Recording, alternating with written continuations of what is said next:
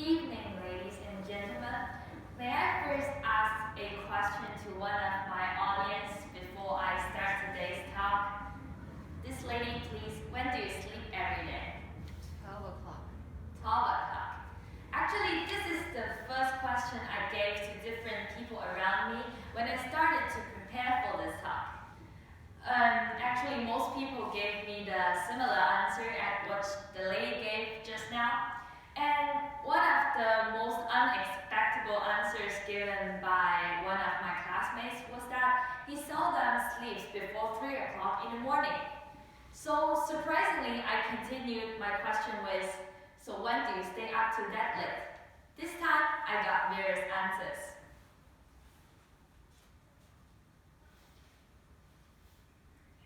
Apart from these, even a more common scene looks like this. Actually, as you can see, people normally stay up late not just because they are hardworking, it's their lack of self-discipline. I know there's no need for me to emphasize how sleeping is important.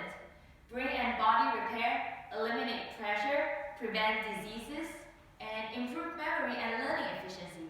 These have already been told by parents and teachers again and again, and from various cases including people get ill, depressed, and even die of lack of sleep. We clearly know that staying up late is never a good habit. So does that mean that we should spend all our time sleeping in order to maintain an extremely healthy body? That's of course impossible, and sometimes you will find that even after a whole night without any sleep, you could still find yourself hard to go to sleep during daytime, especially getting one as good and as long as you do during nighttime. This is because of the circadian rhythm in our body. This is what already present since first human exists. When you put someone in an isolated position without any disturbance, excluding nature itself, he or she would act like this. As you can see, from around 9 o'clock in the evening to around 7 in the morning, when melatonin secretion happens. In between these times are the best times to go to sleep. So how could we maintain our best sleep with the least time we could? Let's first have a look at how our sleep takes place. Imagine yourself just began walking on a path away from your home. Your mom, who is standing by the door, said something. Normally, you walk back to her and ask, "Mom, what did you say?" As you can see, you get back to the start point easily. Similarly, during this step of sleep, you are easily disturbed by any changes around you, back to awake. But as long as you pass by this step, you can go on. Now, welcome to the second step of sleep, the light sleep step. During this step, you are already meters away from your home, but this time your mom called out your name loud. Though unwillingly, you still walk back to her and ask, "Mom, what's wrong again?" As you can see, similarly during this step of sleep, you can still be woken up, but not as easy as you do during the first step. Actually, this step occupies most of our sleeping period. This is the longest step throughout our whole sleeping period, and our heart rate and body temperature falls, bringing us into a steady and calm sleep. After this, congratulations, you've come to the third step of sleep, the deep sleep step. During this step, others need a lot more effort in order to wake you up, which means that your mom now needs a microphone, zooming her voice several times in order to wake you up. Don't be surprised if you try to wake up your desk mate by pushing him hard and shouting and clapping around him, but still failed. He must be in this deep sleep step. Also, somnambulist starts to sleepwalk during this step. The ideal ratio of this step is 20% of the whole period. Actually, we normally want this step to last longer, as psychological repair function of sleep mostly happens during this period. Afterwards, you get back to the first step of sleep, the snap sleep step. Cease there for some time and quickly rush towards the fourth step of sleep, the REM sleep step. This is the time when most dream takes place, so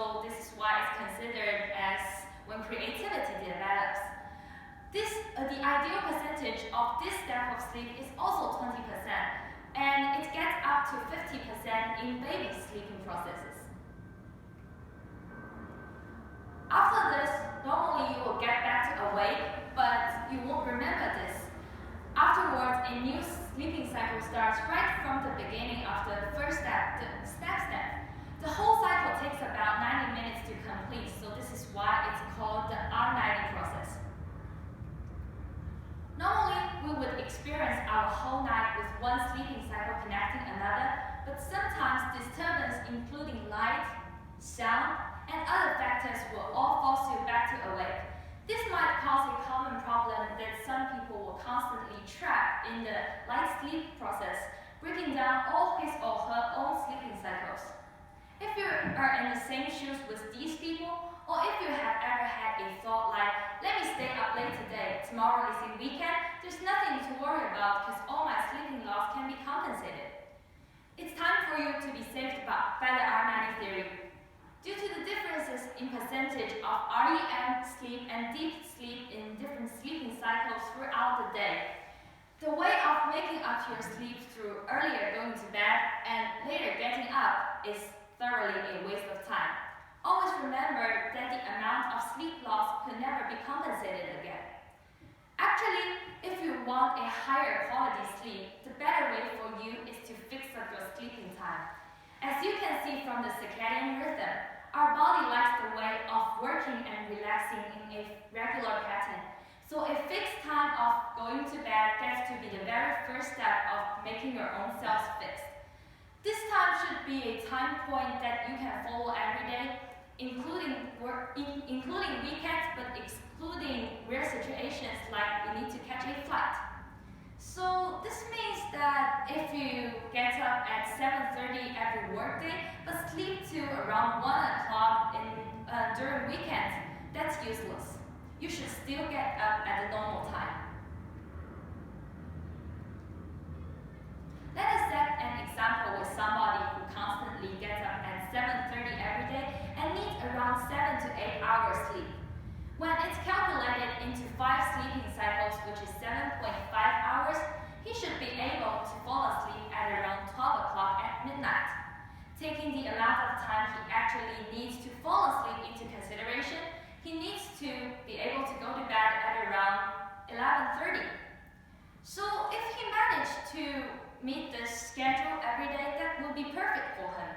But these kind of perfect things seems really happens in real life situations.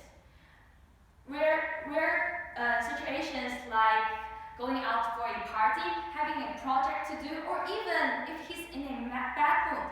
These can all cause his fixed schedule not able to be met. So after you imagine yourself after a whole night spent on a 3,000-word essay, you look at the clock. It's already 12:30. What would you do? Normally you would say that let's of course go to sleep right now, because even though I fall asleep immediately, that's only 7 hours for me to sleep. That's not enough. If I tell you that you should wait till 1 hour later, which is 1:30 to go to bed, you must think that I'm crazy. But actually, this is a more scientific way proved by loads of experiments carried out during these years, stating that full sleeping cycles make the best sleep. But in real life situations, 4 to 5 sleeping cycles is fine, but 3 or even 2 seems not really enough. Sometimes you might have a common feeling like you get to bed as usual, but find yourself hard to go to sleep, or you get awake during nighttime, but find yourself hard to go to sleep again. This time you might think that, oh, tomorrow is a busy day. If I could not have enough sleep today, it would be all messy. I know there's no need for me to tell you, with your whole night filled with these kind of mood, a messy tomorrow knocks on your door. Actually, so how should we solve this?